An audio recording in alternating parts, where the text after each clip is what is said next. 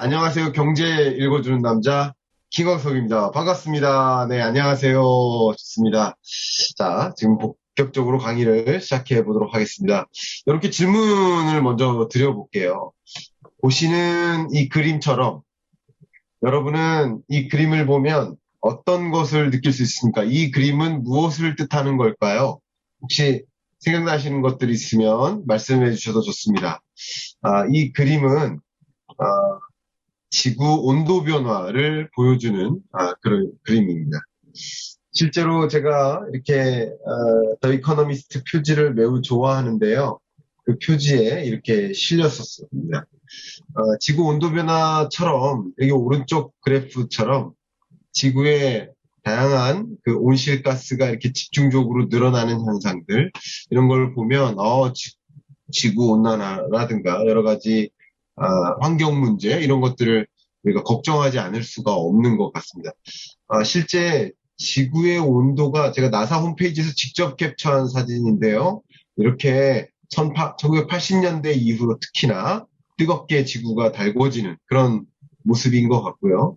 나사 홈페이지에서 실제 체감적으로 지구가 어떻게 뜨거워지고 있나를 볼 수 있는 그런 사진도 있는데 이렇게 지구가 뜨거워지는 것 같습니다. 자, 근데 이런 이야기들 보면 어쩌면 이런 생각도 듭니다. 지구 온도 변화, 환경 문제, 우리 어렸을 때부터 들어온 거 아닌가. 초등학교 다니면서부터 환경 이슈가 계속됐었는데 왜 갑자기 2021년 들어서 ESG 열풍이 됐을까? 좀 이상한 일이다. 이런 생각을 하시는 분들도 계십니다. 실제 그러면 이 ESG라는 단어는 말씀하신 것처럼 코로나19도 하나의 계기가 되었었다라는 것을 말씀드려보고 싶어요. 코로나19에 충격하면 여러 가지 것들을 설명할 수 있겠지만 다양한 변화 중에 하나 두드러진 그 트렌드 뭐라고 설명할 수 있을까요? 네, 언택트 트렌드 많이 말씀하시지 않습니까? 언택트입니다. 정말 많은 변화 중에 하나가 이 언택트라는 그 거대한 트렌드인 거예요. 언택트하고 무슨 상관이 있습니까? 실제 언택트뿐만 아니라 경제 충격이 있을 때마다 온실가스가 크게 감축되는 현상이 있었습니다. 공장 물동량 줄고요. 공장 가동률, 해운 물동량, 항공 운송량 이런 다양한 것들이 줄면서 실제 경제 규모가 축소되고 그때 온실가스가 감소하는 것을 확인할 수 있습니다. 2020년 코로나19 충격도 마찬가지라는 거죠. 온실가스가 이렇게 감축됐으니까 다시 제자리로 돌아가는 게 아니라 감축된 그만큼을 계속 노력해서 감소시켜보자 하는 움직임 이런 것들이 전개되고 있었다라는 것이죠. 실제 여러분들도 느껴지시겠지만 미세먼지 농도도 줄었습니다. 그런 것처럼 우리가 노력하면 어떻게 이 코로나19 상황처럼 어떻게 노력하면 환경에 대응할 수도 있구나. 환경 문제에 우리도 대응해 볼 수 있겠구나라는 것을 깨달았다고 볼 수 있고요. 또 언택트라는 그 변화 속에 두드러지는 그 산업의 부상이 있죠. 바로 전자상거래. 전자상거래가 부상하니까 배송이 느는 거예요. 근데 배송하다 보니까 이렇게 조그만 거 물건 하나 샀는데 이거 제가 직접 찍은 사진입니다. 여기 있는 게 제 발이거든요. 이 조그만 물건 하나 사는데 엄청난 큰 박스가 이렇게 배송이 오는 거예요. 보시는 것처럼 상추 하나 샀는데 말이죠.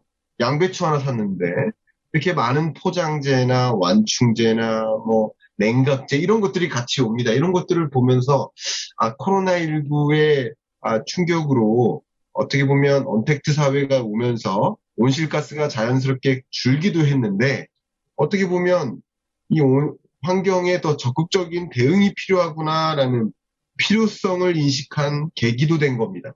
그러니까 다시 말하면 가능성과 필요성을 모두 체감하게 된 것이다. 코로나19가 하나의 계기가 되었었다라는 것을 강조하고 싶네요. 그런 과정에서 ESG라는 것이 정말 거스를 수 없는 물결이 되고 있고, 이제 ESG는 기업의 단순한 전략, 이런 수준이 아니라 기업의 그냥 본질이 되어가는 그런 상황에 놓여져 있는 것이다. 그래서 지금부터 좀 본격적으로 ESG는 도대체 무엇이고, 그리고 ESG 각각 이 환경, 사회, 지배구조 면에서 이것이 어떻게 부상하게 됐고 또 어떤 실제 기업의 대응 사례들이 있는지 그런 것들을 이제 하나하나 말씀드려보는 그런 시간을 좀 가져볼까 합니다. 여러분 너무나 잘 알고 계시겠지만 ESG, 이 ESG라는 단어는 말 그대로 환경, 그리고 소셜, 사회, 그리고 윤리 경영, 가버넌스다. 기업의 목적이 뭡니까? 기업은 이윤 극대화, 이윤 창출이 기업의 하나의 목적이죠. 그런데 그것은 재무적 목적이죠. 근데 재무적 목적이 아니라 환경 보호라든가 사회 문제를 해결하는데 또 기업이 지배구조를 개선하고 윤리 경영을 하는 이런 비재무적 목적을 달성하기 위해 노력하지 않으면 기업도 지속 가능할 수가 없다라는 것을 깨닫기 시작하면서 더 적극적으로 환경, 사회, 윤리 경영까지 이런 부분, 이런 어떤 비재무적 목적을 또 완수해 나가는데 더 적극적인 경영 철학을 발휘하는 그런 모습이 ESG라고 볼 수 있을 것 같습니다. 실제 ESG 관련해서 투자 자산이 엄청나게 몰리고 있고요. 개인들 여러분들도 ESG ETF에 많은 투자를 집중하고 있는 모습입니다. ESG 펀드가 계속 늘고 있고요. 수익률도 상당히 높게 나타나고 있습니다. 많은 기업들은 지속가능 보고 혹은 ESG 보고서, 이 보고서가 집중적으로 더 늘어나고 있는 많은 기업들도 지속가능 보고서, 다시 말하면 대외에 알리는 거죠. 우리 지속가능을 위한 노력, 또 ESG, 환경이나 뭐 그런 여러 영역에 걸쳐서 이런 노력을 하고 있음을 밝히는 그 보고율이 직접적으로 늘어나고 있는 현상. 예를 들면 시티그룹 같은 경우 ESG 리포트, 또 GM 같은 경우도 10년이 넘었습니다. Sustainable Value라는 그런 또 지속가능 보고서 이런 것들을 발표합니다.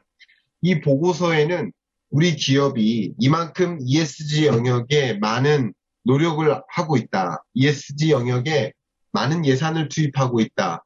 뭐 예를 들어서 채용을 하는 데 있어서도 신규 채용 인력 중에 몇 퍼센트가 여성이고 몇 퍼센트가 또 인종별로 어떠하고 뭐 성별로도 어떠하고 뭐 지역별로도 어떠하고 뭐 그리고 뭐 임원을 구성하는데 몇 퍼센트가 여자고 뭐 이런 것들을 정확하게 제시하는 그런 보고서라고 볼 수 있고, 또 환경과 관련해서도 우리 전체 R&D 예산액 중에서 얼마만큼을 친환경 영역에 투입하고 있다 뭐 이런 것까지 충분히 읽어볼 수 있는 그런 지속가능 보고서라고 볼 수 있고, 이 보고서가 대략 한 200페이지 정도 됩니다. 250페이지 뭐 이 정도 됩니다.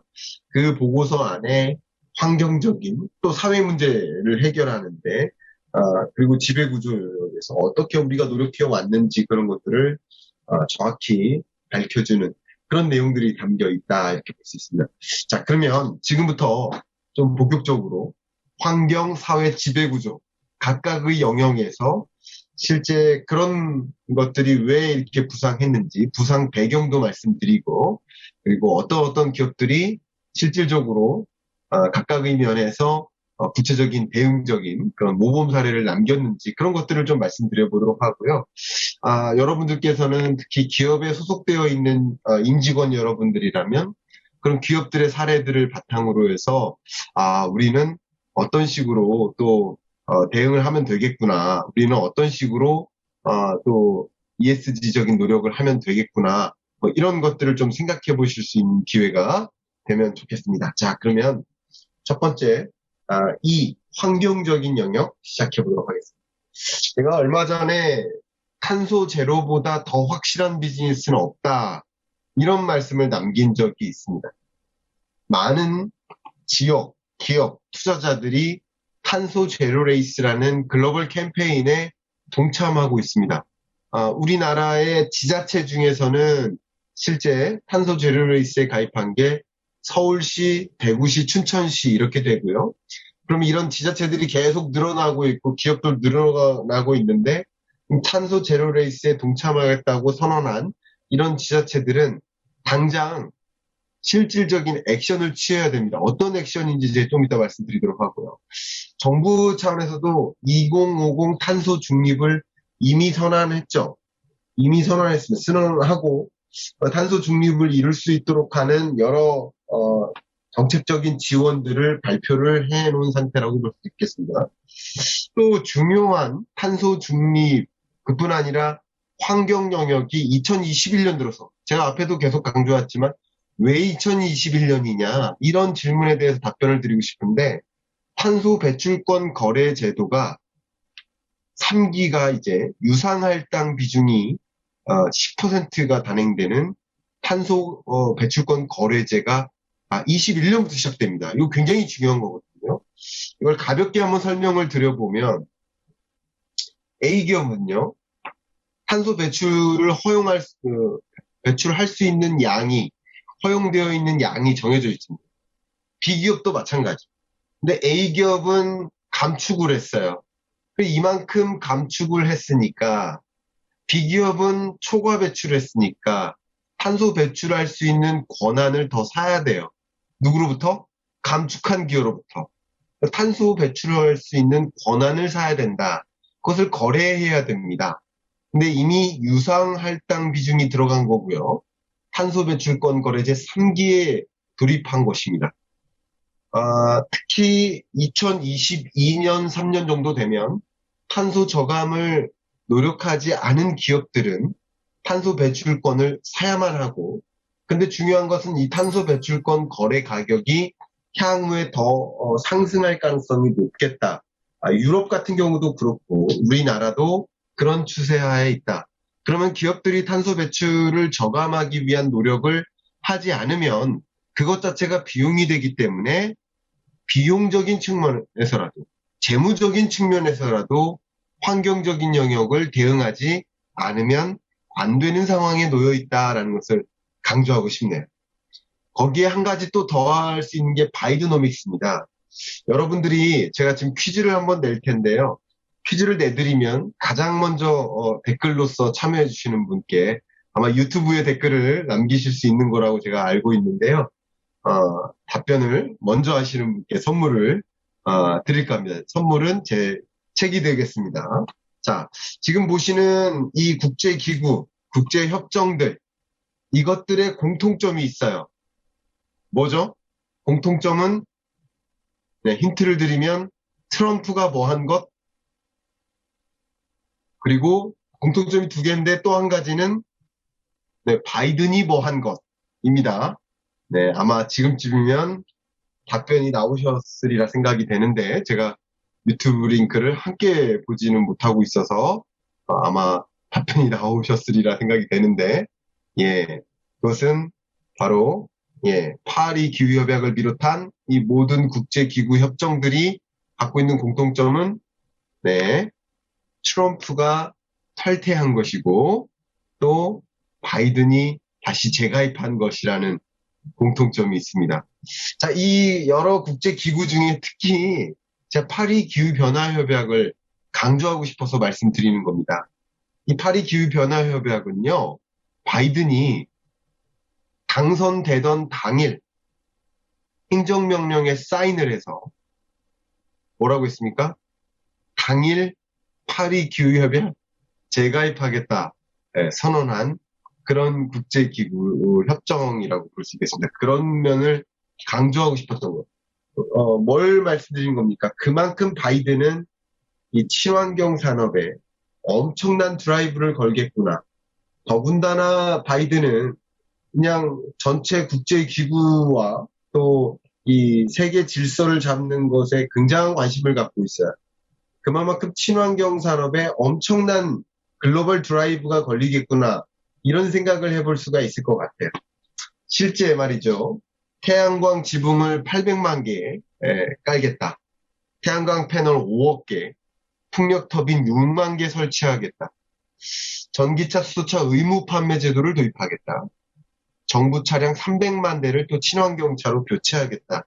이런 것들이 바이든의 구체적인 공약들이라고 볼 수 있겠습니다.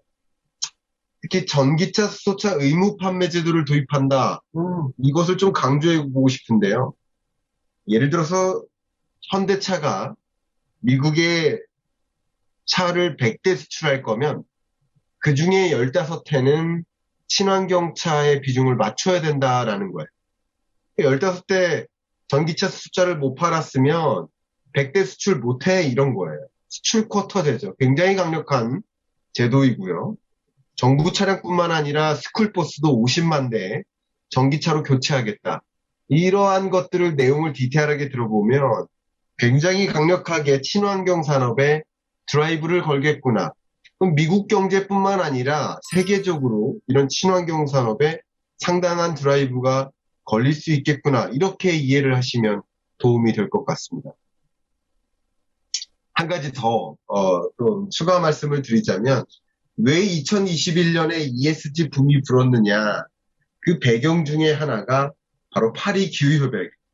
아니, 파리 기후협약 2015년 12월에 195개 나라가 약속한 거 아닙니까?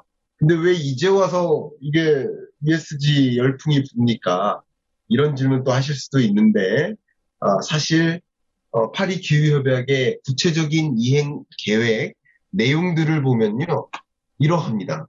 2015년 12월에 195개 나라가 약속하기를 2020년 12월까지 각국이 어떻게 이산화탄소를 저감해 나갈 것인지 저감할 그 이행 계획을 보고서로 제출하기로 약속한 겁니다. 어디에 제출한 거죠? 예, 유엔에 제출하기로. 그래서 우리나라를 비롯한 많은 그 195개 나라들이 유엔에 이행 계획안을 제출을 완료했습니다. 제출했고 2021년 1월 1일부터 어떻게 하고자 하는 거예요? 그 제출한 이행 계획대로 이행하기 시작하는 거예요. 그러니까 파리 기후협약의 이행 시점이 2021년이기 때문에 환경 보호나 또 이산화탄소 감축 등의 노력을 집중할 수밖에 없는 그런 계기가 된 것이다라는 것이죠. 이게 바로 2021년이다. 실제 RE100, 또 리뉴어블 에너지 100이라는 또 캠페인, 글로벌 이니셔티브가 있는데요. 이것에 가입하는 기업들의 숫자가 지속적으로 늘어나고 있고요. 우리나라에서는 우리가 필요로 하는 그 전력량의 100%를 스스로 발전하겠다 하는 그런 액션인데요. 현재 우리나라에서는 SK그룹의 6개 기업이 가장 먼저 RE100을 선언하고 또 한화그룹의 하나의 계열사, 두산그룹의 또 계열사 뭐 해가지고 지금 현재 9개 정도의 기업들이 RE100 캠페인에 가입해 나가고 있는 상황입니다. 이런 것과 함께 맞물리는 게 환경 규제. 세계 각국이 온실가스 자동차 배출 규제를 강화합니다. 그래서 이렇게 규제를 강화하기 때문에 온실가스 뿜어내는 그런 자동차가 통용될 수가 없고요. 심지어 여러 나라들이 우리는 그냥 내연기관 차량을 판매하지 않도록 하겠다라고 선언하는 국가들이 이렇게 집중됩니다. 이런 것들이 예이고요. 그러면서 적극적으로 대응하는 기업들의 사례들이 나타나는데 보시는 것처럼 칠성사이다는요. 페트병 색깔을 이렇게 투명하게 바꿨죠. 이게 ESG 행보라고 볼 수 있습니다. 자, 왜 바꿨을까요? 뭐를 늘리기 위해서죠? 네. 뭐를 늘리기 위해서? 네, 재활용률을 늘리기 위해서죠. 랜드로버는 자동차를 친환경차만 생산하겠다. 포드 자동차도 역시 친환경차만, 전기차만 2025년부터는 생산하겠다. 실제 친환경 산업이 부상하는데 태양광 더하기 ESS가 집중적으로 보급되고요. 우리나라에도 이 영역을 적극적으로 정책 지원을 하려는 그 사업이 바로 그린 뉴딜 사업이라고 볼 수 있죠. 어떤 글로벌 자동차 기업들은요, 태양광 더하기 ESS를 결합 모델로 가지고 슈퍼차저, 그러니까 테슬라가 그림 그리고 있는 거예요. 소위 경유차 많이 줄어들지 않겠습니까? 그리고 가솔린 차도 줄어들 것 같아요. 그만큼 주유소도 줄어들 것 같아요. 대신 이런 전기차 슈퍼차저는 더 필요할 것으로 보여져요. 그런 과정에서 태양광 더하기 ESS를 비즈니스 모델로서 구현하는 많은 기업들이 등장하고 있습니다. 또 이 서울시에 수소 충전소가 몇 개 있습니까? 서울시에 정답 말씀해 주시는 분께 예, 책 선물 드리도록 하겠습니다. 네, 서울시에 4개 있습니다. 그러면 서울시에서 충전하려면 30분 정도 이렇게 기다리고 있는데요. 수소 충전소 더 많이 보급해야 되지 않겠습니까? 그것도 역시 그린 뉴딜 사업에 있습니다. 또 현대 로템 같은 경우는 전기 트램, 수소전기 트램을 시범 운용 사업을 하고 있고 올해 하반기 중에 수출이 일어나고 것입니다. 수출 계약이 이미 성사가 됐고요. 수출 계약뿐만 아니라 내수 판매도 일어나고 있는데 여러분 아까 탄소 제로 레이스에 동참한 여러 지자체들이 자 뭐라도 액션을 취해야 되지 않겠습니까? 적어도 그래서 대중교통 수단을 뭐라도 뭐 이렇게 노력을 하고 있다라는 모습이라도 보여주기 식이라도 네, 극단적으로 말씀드리면 그래 노력을 해야 되지 않겠습니까? 그 노력 중에 하나가 이런 거죠.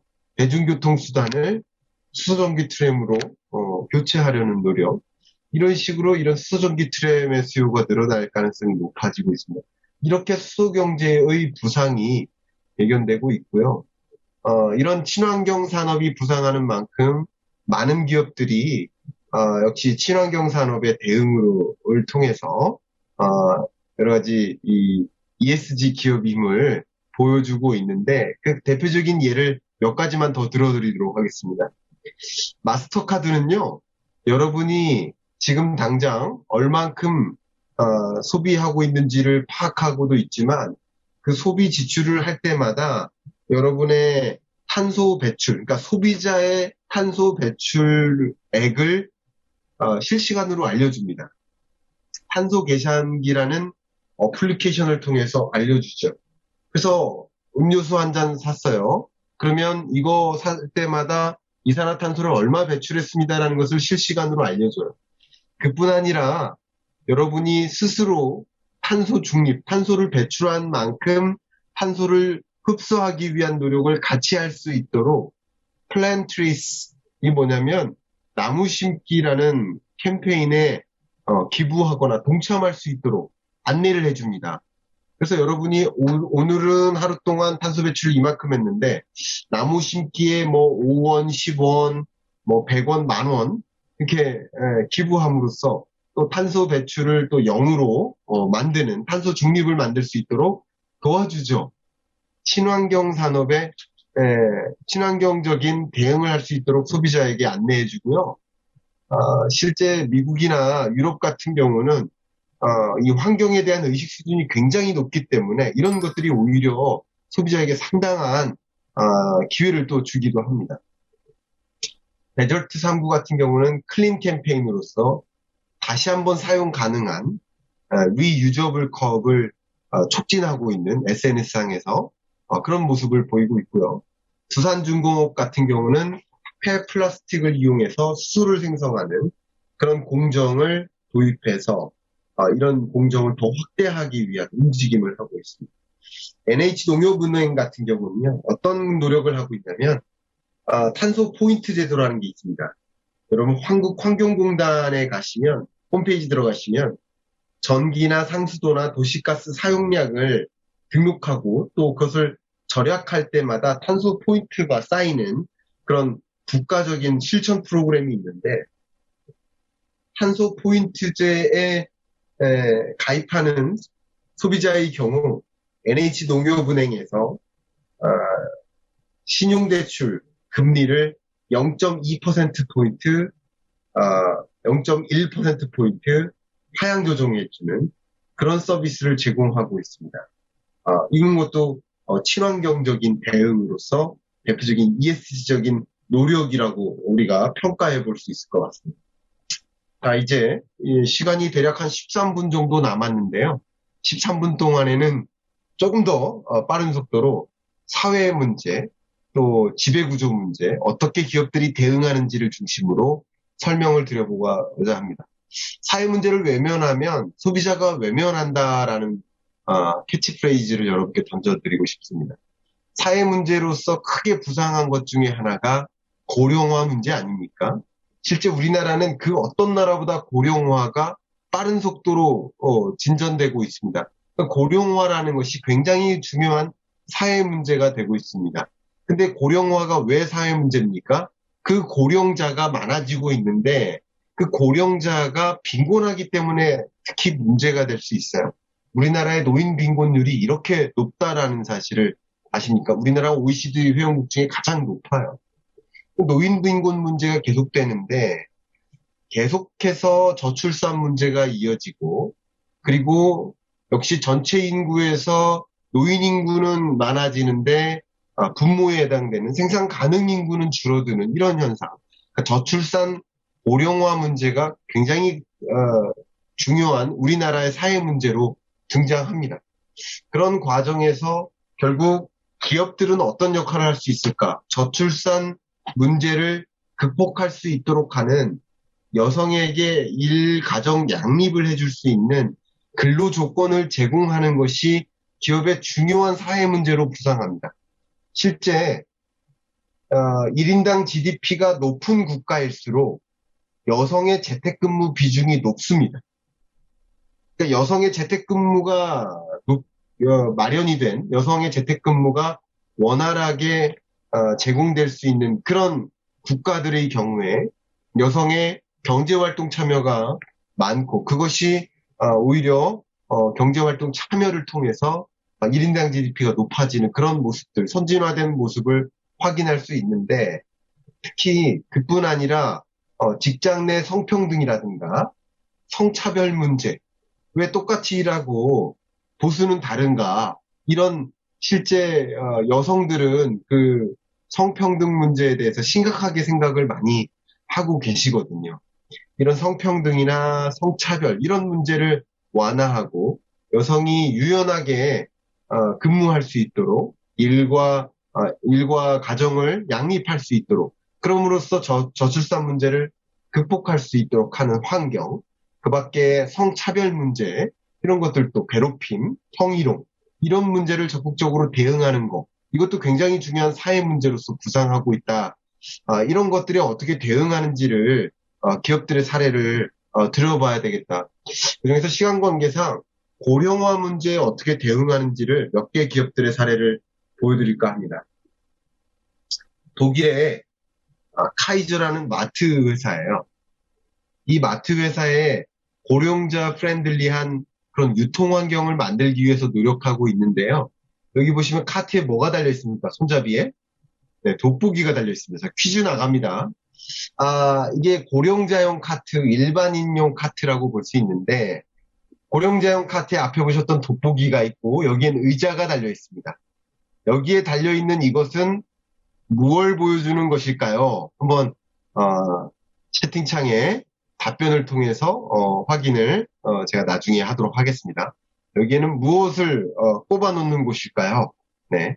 이렇게 고령자에게 아주 친고령자형 어떤 유통 환경을 만들기 위해 노력하는 모습. 이런 것들이 기업들이 해야 될 고령사회의 대응이라고 볼 수 있습니다. 또, 소니 같은 경우는 아이보 2.0 인공지능 로봇 펫을 개발을 했죠, 이미. 2.0은 쉽게 말해서 노인의 돌봄 서비스, 세콤과 서비스를 연결해서 보호자가 그 노인 돌봄 서비스를 할 수 있고 또 독거노인이 외로움을 겪지 않도록 하는 그런 서비스 이런 것들을 집중적으로 강화합니다. 이런 것들을 에이징 테크라고 할 수 있는데요.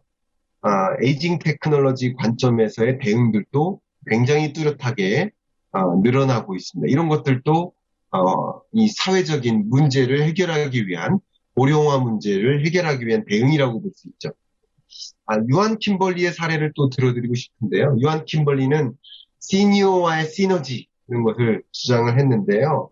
보시는 것처럼 공익유통기업이죠. 시니어 허브를 통해서 노인의 일상생활을 돕는 종합생활 지원 서비스를 마련하고 이 지원 서비스를 제공하는 인력도 또 역시 고령자입니다.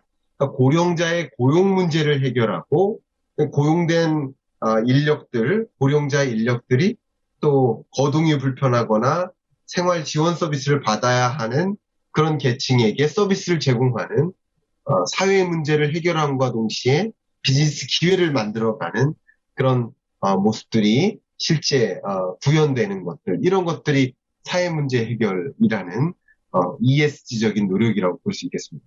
자, 지금 영상 하나를 또 보여드리고 싶은데요. 지금 보여드리는 영상은 실제 ESG적인 노력에 있어서 중요한 게 하나가 있죠. 그게 뭐죠? 네, 안전 문제입니다. 안전 문제가 굉장히 중요하게 거론되고 있지 않습니까? 특히 세월호 사태 이후로 안전 문제가 굉장히 중요해지고 있는데요. 자, 지금부터 제가 영상을 공유를 해드릴 계획입니다.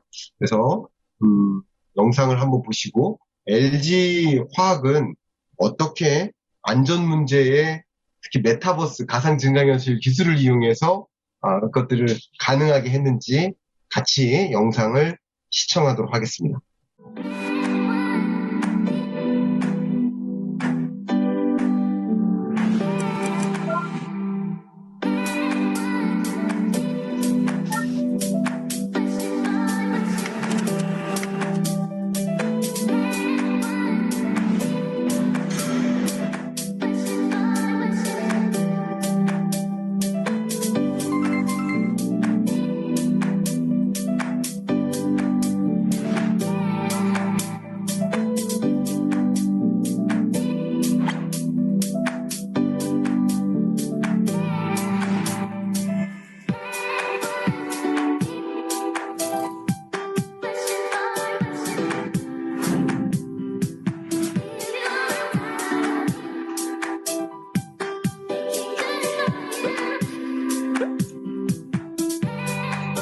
네, 여러분 영상 어떻게 보셨습니까?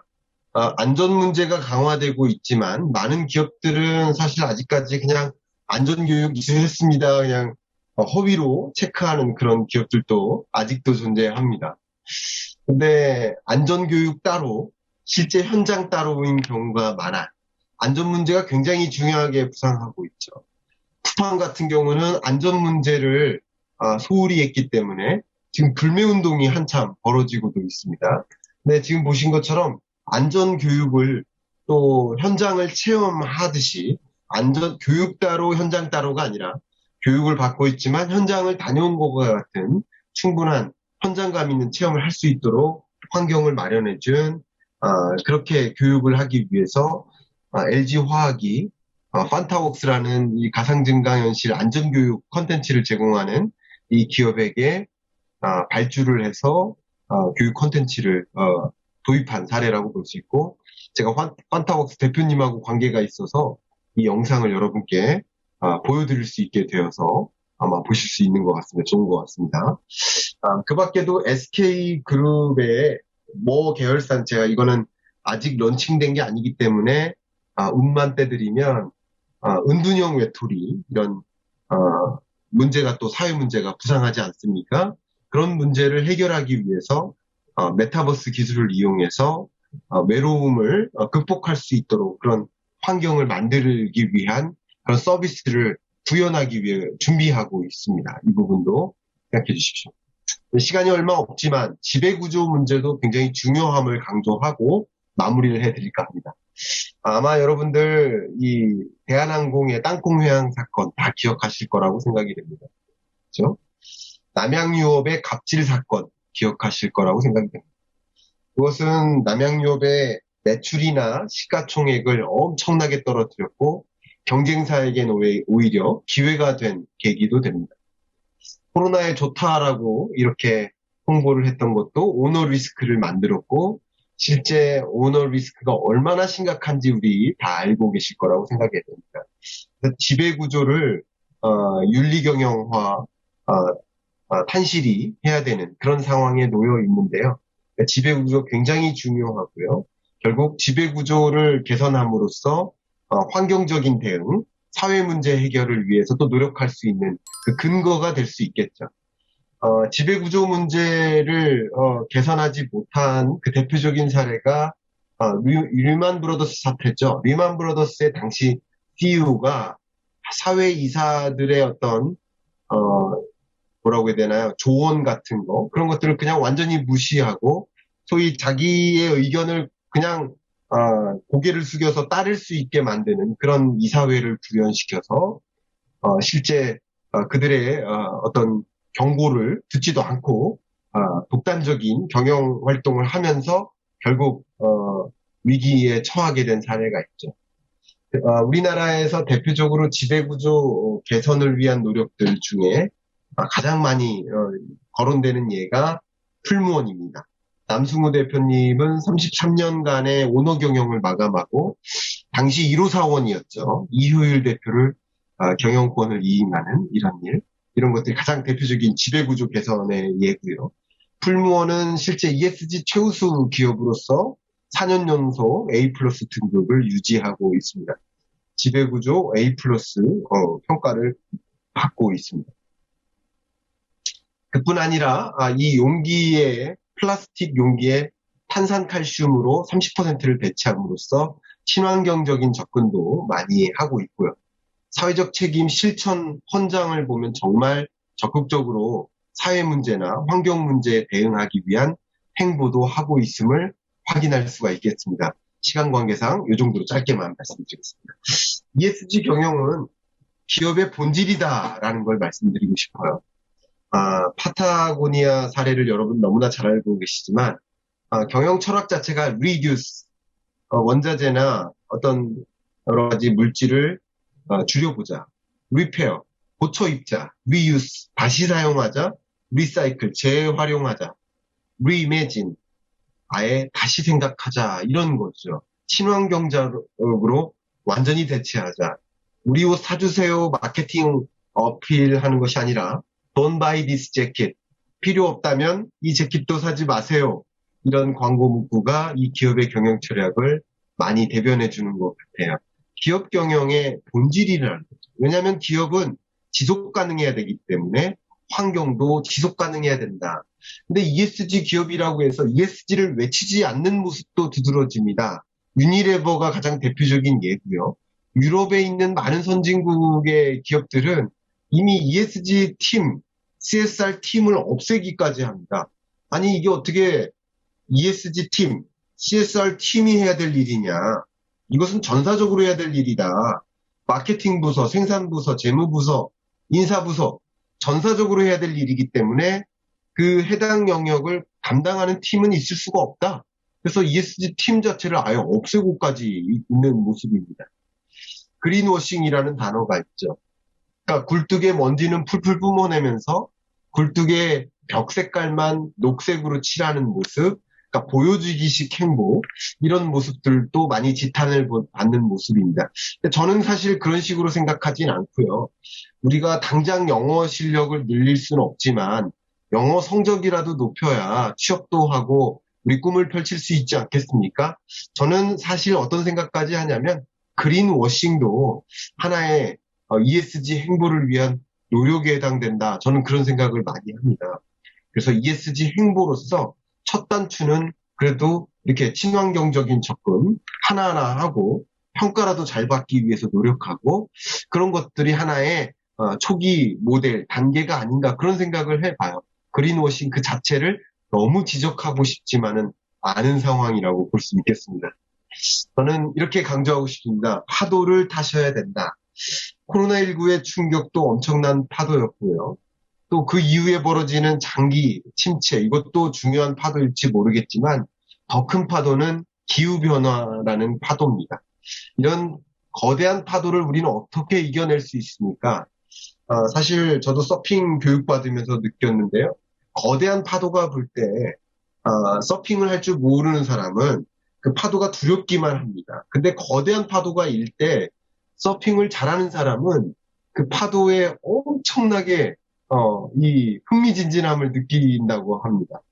그런 것처럼 우리가 ESG라는 거대한 이 트렌드, 또 코로나19 이후에 등장하는 거스를 수 없는 그런 트렌드, 어떤 것들이 있을까? 환경 문제, 사회 문제, 또 지배구조 문제라는 거대한 트렌드, 거대한 파도를 먼저 들여다보고 그것을 우리가 읽고 대응한다면 또 그 파도가 두렵지만은 않을 것이다. 어떻게 대응할지를 고민한다면 여러분에게 오히려 기회가 될 수 있겠다라는 것을 강조하면서 이만 제 세션을 모두 마무리하도록 하겠습니다.